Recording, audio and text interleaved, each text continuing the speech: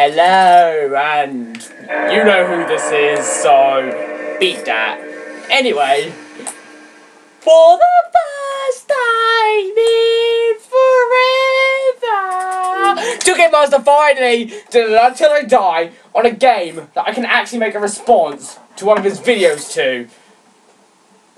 And I think that Grok 2 was the last one I actually did. And all I can say is, that's interesting. It's definitely been a long time. What language do you think I'm going to pick? In case you know me, obvious choice is obvious.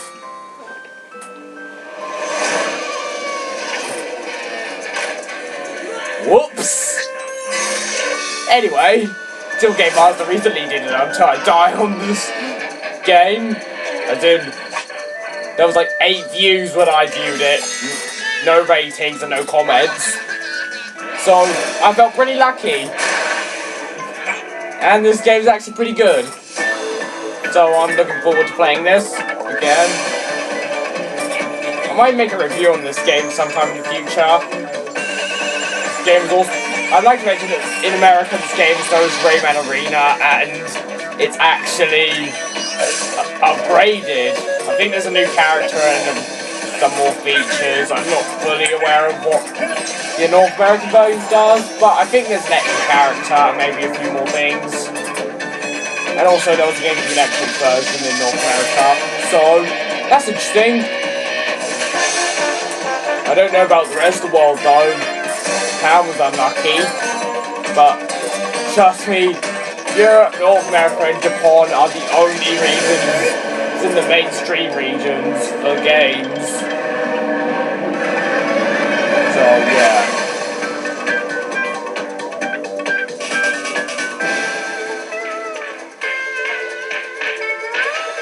That's so interesting. Hey Rayman!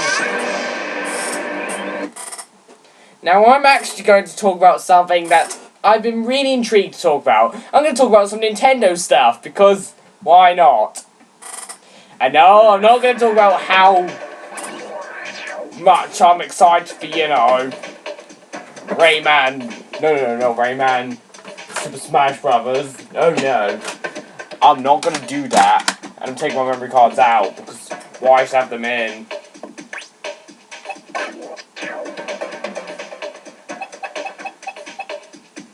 There's not even any memory cards in there. What should I call myself?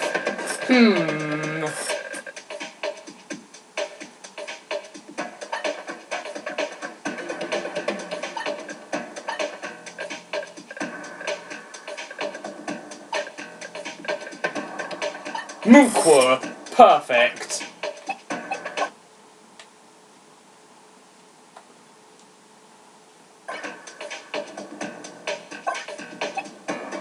Of course I want to continue. There's only one of me, and there's a total of 8 playable characters in this game. And I think there's like 9 in the US version. I don't live in the US. I like it when games get changed around a bit when they're released in other regions. It makes import collecting more fun. See what they changed, if they changed anything. That's why I like collecting Japanese stuff.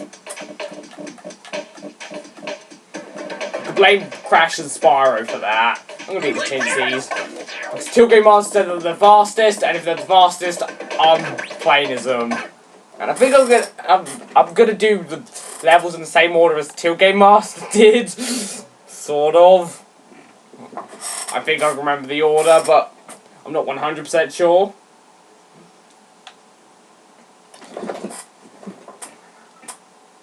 This game gets really hard, but this is only the beginning, so don't worry. This game actually kind of reminds me of Sonic R. I mean, come on. It's got the name of the main character in the title and 1 letter, which stands for something, just like Sonic R. It's a racing game where you run on foot, just like Sonic R. And it's a part of a popular franchise, just like Sonic R. But unlike Sonic R, it's a good game. Well, I do like Sonic R, but Sonic R is one of those games which is a guilty pleasure for me. Just like Spyro the Dragonfly. this game run on Rayman 2's engine? Because it plays very similarly to Rayman 2. I'll tell you that much. I always like going up there, but this time, nah, I'm staying down here. But it's a good game. If you buy it for cheap online, then why not get it? I own it part of the Rayman 10th Anniversary Collection on the PS2. There's also one on the Game Boy Advance which came like... I think it's Rayman Advance and Rayman 3 on the Game Boy Advance. I could be wrong. But I'm pretty sure that that multi-pack was released. Maybe not as Rayman 10th Anniversary.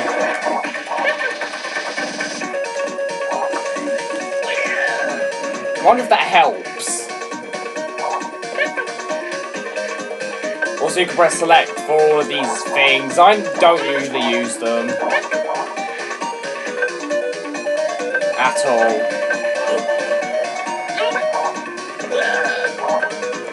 But TealGameMaster didn't show this map off in his Until I Die, so I just want to look at it.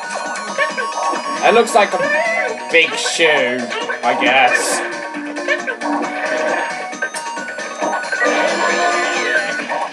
Yeah, there are frame rate issues, so watch out. There's one thing that's kind of lazy about the game, is that the game doesn't have a different soundtrack for each level. There's a different soundtrack, a different song for each character. And considering there's only 8, that's not a lot of songs. Beep! No! I'm wasting too much time.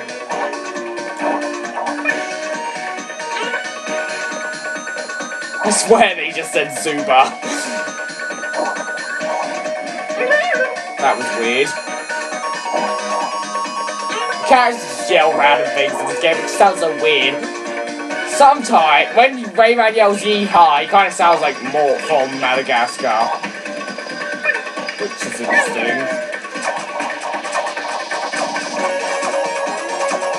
I do like music in this game, even though there are like a total of, I know, 10 songs.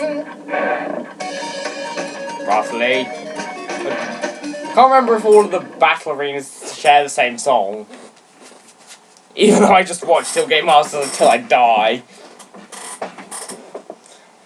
I'm roughly doing what TealGameMaster did, so that's something to keep in mind.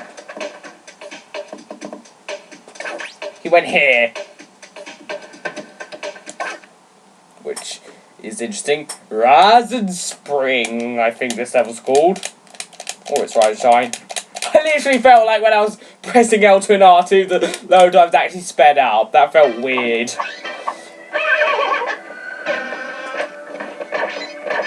Razor Beard! You beat TealGameMaster up? Nearly. But you're not gonna beat me up, either. You can also move the camera around with, like, the right analog stick. And can you do that in Rayman Revolution? I don't remember. We certainly can't in any other version of Rayman 2. Because none of the Rayman 2 wasn't released on any other consoles where the controller had like 2 analog sticks. Well, maybe except for PS1, but I doubt that would have used it. I mean, barely any games on the PS1 use, you know, the right analog stick.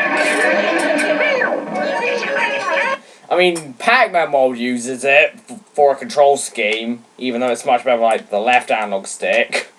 Unless you know, want to do some speed techniques. And it's in Harry Potter and the Chamber of Secrets for moving the camera. And it's in Croc 1 for moving the camera. And considering that Croc 1 was released in 1997, that's pretty interesting. I was removed at Croc 2 for a reason. But those are the only 3 games I can... Oh, and Ape Escape! Ape Escape uses it for multiple things. I've not actually played Ape Escape, I've just played the demo which comes with the Japanese version of Spyro. Now, the math of this level, TealGameMaster and his friend named Lewis made loads of jokes with this map, thinking that it was a man's private part if it was a 90-degree angle. To me, it looks a bit more like a bent pair of scissors. But oh yeah, Nintendo stuff. I promised I'd talk about it, and it was in the title, so I'm going to talk about it. Now, I want to kind of go on a rant about Captain Toad's Treasure Seeker. Now in my review on Super Mario 3D World, I said it would actually be a pretty good idea. But guess what? It's not like a simple eShop type. No, it's a full-priced, full-fleshed game. I mean, why, Nintendo? Why are you making us pay £40 just for something like Captain Toad, which was just a few mini levels in Super Mario 3D World? I'm guessing they're gonna put in tons of levels. But seriously, £40 is a bit overpriced, no matter how many levels they put in. I mean, if it was an eShop title like £10, that would be great.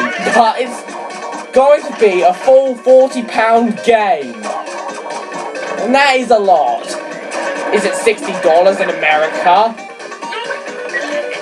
I mean, that would be the best. Well, if it is, then it's a little bit cheaper than it is in the UK. £40, I think it's something like $64-ish. £1 is around $1.6. Around, from my knowledge. But seriously, it's overpriced as beef. I'd rather pay full price for Mario Maker. And I'm actually really excited for that game. I mean, I love making levels like Mega Man Powered Up, and I think I'll have fun making levels in, you know,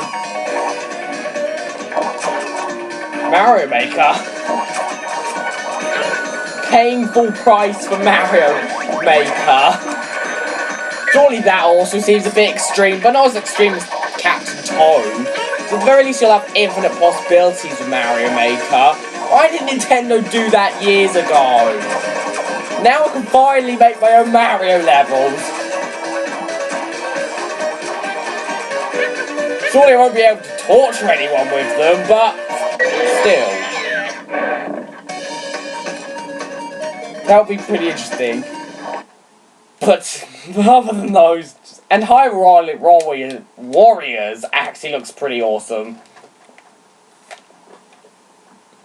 I guess it's just Dynasty Warriors, just with a Legend of Zelda makeover, but it still looks quite cool.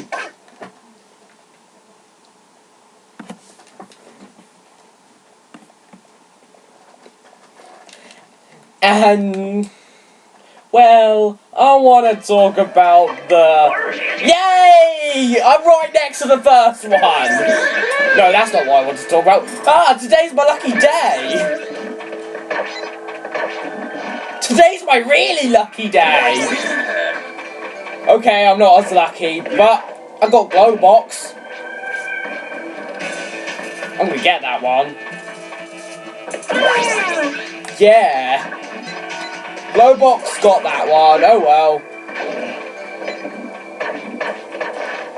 But man, that was epic! But anyway,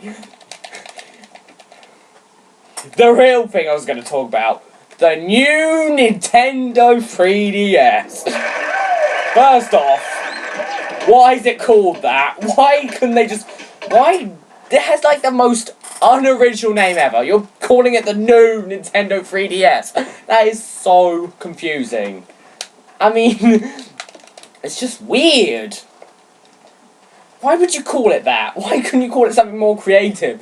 Like, the Nintendo new 3DS, as in upgraded three-dimensional system.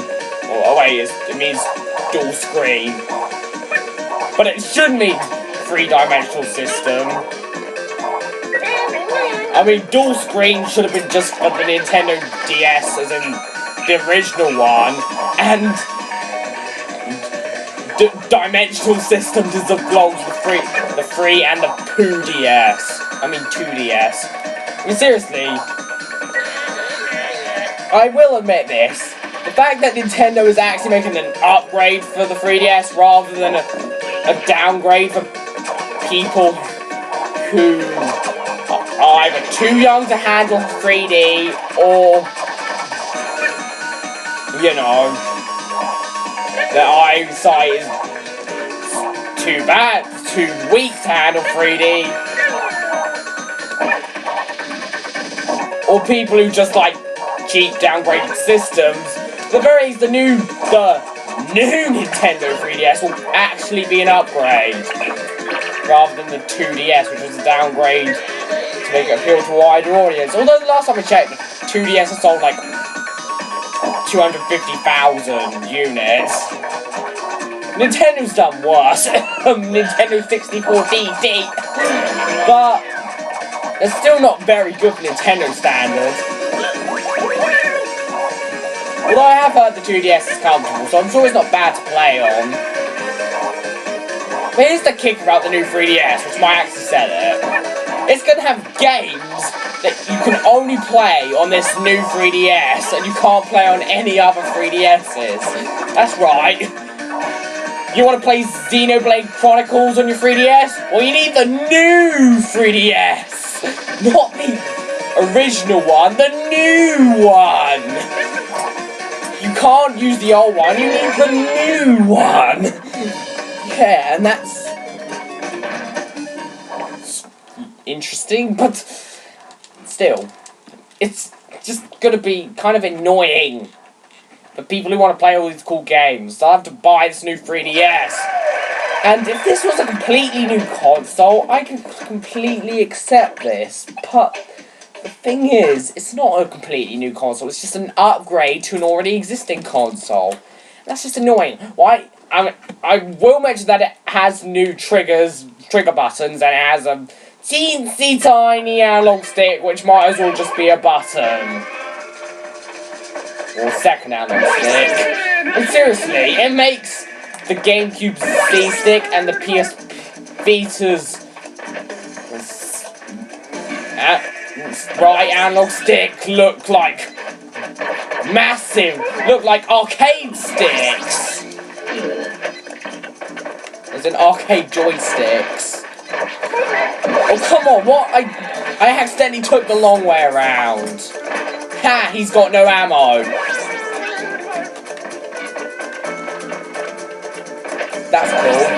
But if Nintendo wanted to do this with their 3DS, as in upgrade it, first off, then why didn't they just make the 3DS like this in the first place? It may have more power, which might not have been possible in 2011, even though the PS Vita was released 1 year later and it's way more capable than the 3DS. It still boggles my mind. I mean, it's just weird. Why couldn't Nintendo just release a 3DS like this in the first place? Or, why couldn't Nintendo wait until the 9th generation?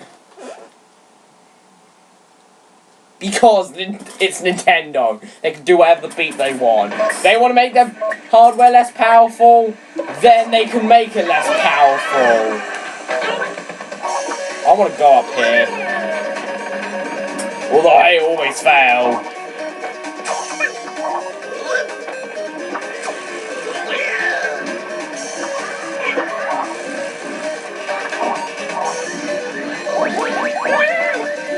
I mean, couldn't Nintendo just release this in the first place? Just makes no sense to me. And I know they're releasing an XL model for it as well, as in for the new 3DS.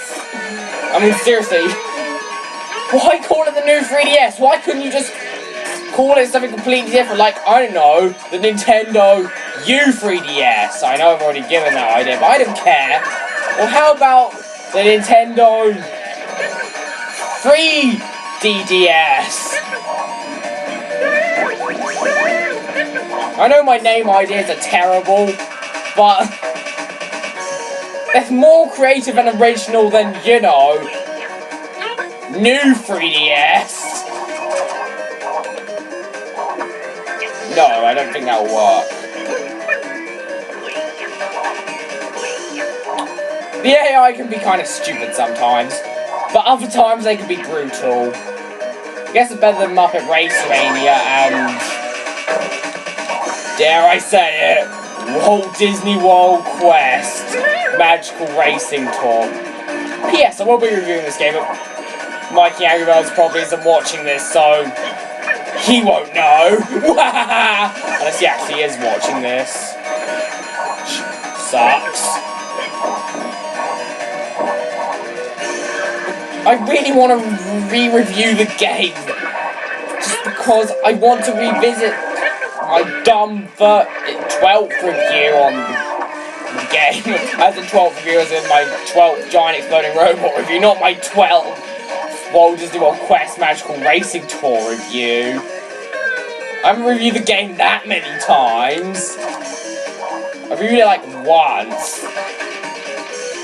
And I'm pretty sure that I didn't attempt multiple times to review it. I don't know how many games I've attempted multiple times to review. As in, ones where I know I've re-reviewed Crash 1, Crash 2 and Rayman, but they don't count. And how many times have I've tried to review a game and I never put the review on YouTube, and then I tried again. I don't think I've ever done that. I mean, the PS2 collection, I attempted that multiple times. I can't even tell you how many times I've tried doing that. A lot.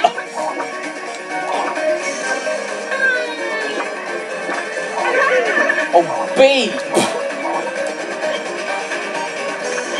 I mean, it's just something I had to mention. I mean, I've reviewed Crash 1 3 times. That's something. My first review on Crash 1, which no longer exists, is absolutely horrendous. And I made it around at the exact same time as I made my first reviews. So hopefully you can imagine what it's like. Dreadful. Just as dreadful as those 3 reviews.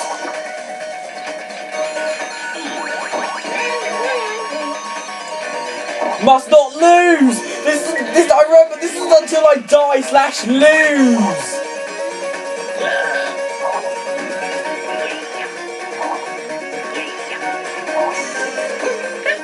Mine going a little bit faster. Please! I could look at the map, but I don't want to. TealGameMaster's, there's no point going up here, but there is a point. It's not slower. Or maybe it is, but I'm not noticing it being slower. And I won.